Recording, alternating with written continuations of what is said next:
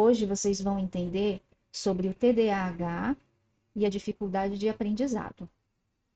Então, pensa em você quando você que já tem o diagnóstico do TDAH, né? Ou você que está suspeitando que você tenha, pensa na época em que você era criança.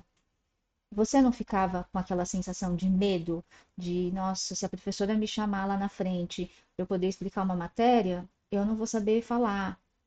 Ou agora, você é adulto e um trabalho novo, nossa, eu tenho muita dificuldade em aprender o que as pessoas me ensinam. Ou eu me atrapalho totalmente em coisas que são muito simples para as outras pessoas. Ou, caramba, como que eu tenho dificuldade em certas coisas? E aí entra uma pessoa nova e ela consegue aprender muito mais rápido, coisas que eu já estou no trabalho há mais tempo e eu não sei.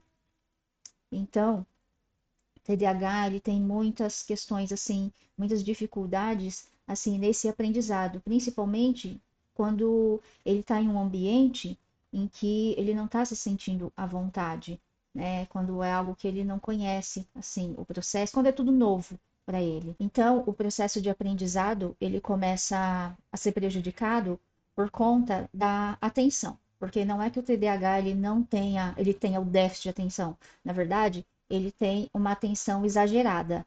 É como se não tivesse o freio. Imagina um carro sem freio. Ele vai ficar desgovernado, né? Ele vai para lá, para cá.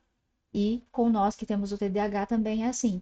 Então, é um cérebro que não tem freio. Então, é assim, todos os estímulos chamam a atenção. Então, sem a atenção, vai ser, não tem como ter o aprendizado, porque vai ser a atenção que vai fazer com que a pessoa foque ali e processe aquela informação. Só que assim, né? Eu, com esse meu tempo assim estudando sobre o transtorno, eu vejo que o pior ainda não é nem só essa questão da atenção, né? Para mim, o pior é a questão assim, emocional, porque você imagina uma criança que ela está lá na escola, ela não consegue ter regulação emocional, né? Ela não consegue. Ah, a professora vai lá e pede para ela fazer uma apresentação. Então, as mãos começam a suar, ela começa a tremer.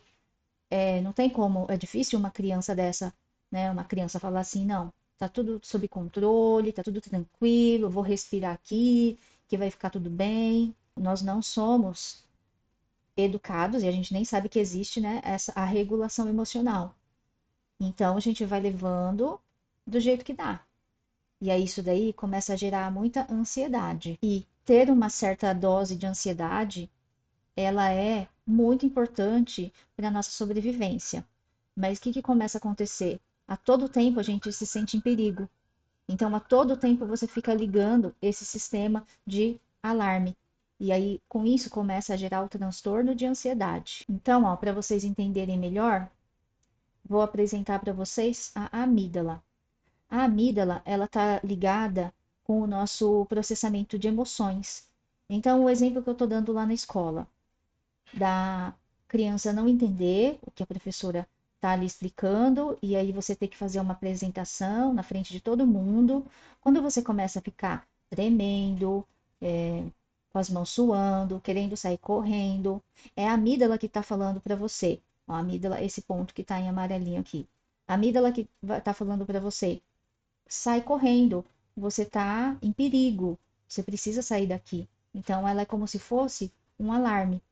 E quando a amígdala está ali sendo ativada, o que que acontece?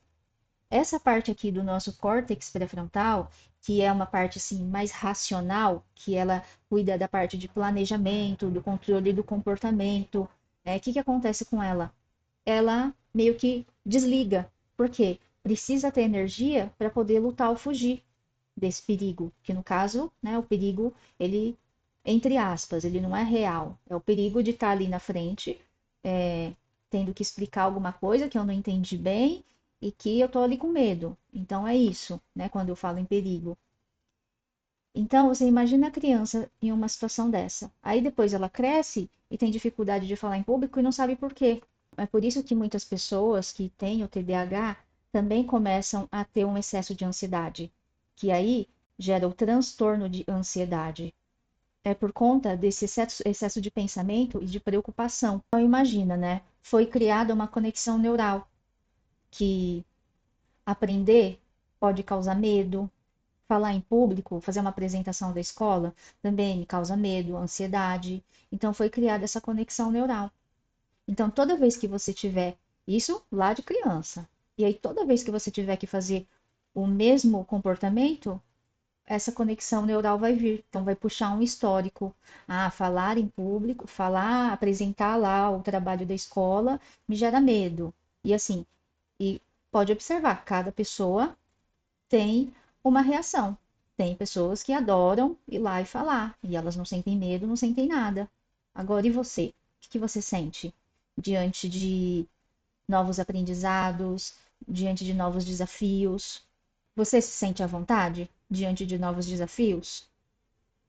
Bom, geralmente, quem tem o TDAH e teve essa dificuldade, né, na fase da escola, tal, em aprendizado, o que ela começa a sentir? Por conta da dificuldade dela, então foram formadas essas conexões neurais. E então que o novo vai causar medo. Então, o que ela começa a fazer? Fugir dessas novas responsabilidades, né? E aí, então, você concorda comigo que o que mais afeta ela é esse lado emocional? Então, antes dela pensar assim, ah, não, essa nova demanda, ok, eu vou aprender. E assim, canalizar a energia para isso. Você consegue fazer isso? Manter a calma e canalizar? Se você está assistindo esse vídeo de dificuldade de aprendizado TDAH, provavelmente não, né? Então, o que está acontecendo? Você aciona a sua amígdala cerebral, ela vem, ela manda o sinal de perigo, e aí você quer lutar ou fugir. Entendido isso, né, que é mais a parte emocional que te atrapalha, eu vou te dar alguns exercícios para você começar a colocar no seu dia a dia, para você sair desse piloto automático que você, então, teve aquela experiência e aí você tem essa conexão neural e aí você fica funcionando só a partir disso.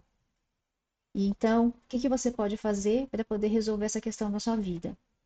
Quando você tiver uma nova demanda, você vai começar a observar os seus pensamentos e sentimentos quando você estiver ali naquela situação. Qual que é o comportamento automático que você tem?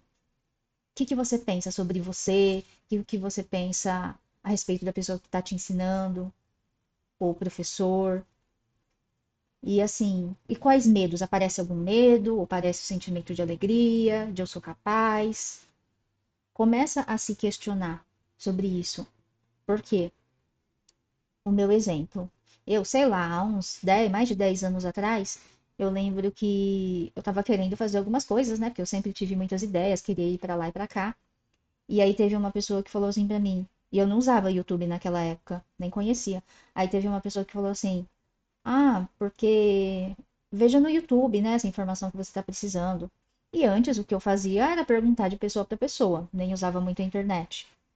E quando ela me falou aquilo, eu falei: "Gente, mas eu nem imagino como que eu posso fazer isso", né? Porque eu não conseguia visualizar essa realidade na minha vida. Naquela época, a internet era para poucas pessoas. Então, o pensamento que eu tive foi: nossa, mas será que vai dar certo?